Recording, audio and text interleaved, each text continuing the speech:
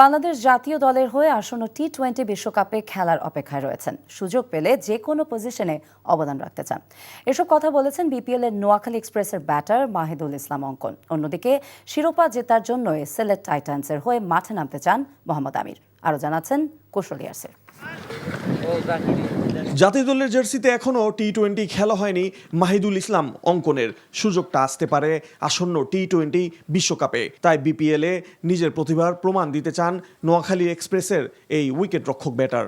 আমারও অবশ্যই গোল আছে যে আমি টিমের যেখানে যে পজিশনের সুযোগ পাই আমি যাতে কন্ট্রিবিউট করতে পারি। আর আমার কাছে মনে হয় যে আমি যদি ভালো ক্রিকেট খেলতে পারি অবশ্যই ইনশাল্লাহ ভালো সুযোগ আসবে।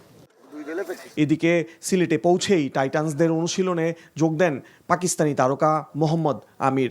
দলকে শিরোপা এনে দিতে নিজের অভিজ্ঞতা কাজে লাগাতে চান বাঁ হাতি এই পেসার। আমার লক্ষ্য দলের হয়ে শিরোপা জেতা। বিষয়টা পরিষ্কার।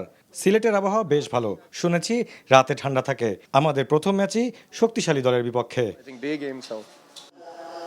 অন্যদিকে শক্তির বিবেচনায় কিছুটা পিছিয়ে থাকলেও ভালো ক্রিকেট খেলার প্রত্যয় চট্টগ্রামের কোচের কণ্ঠে।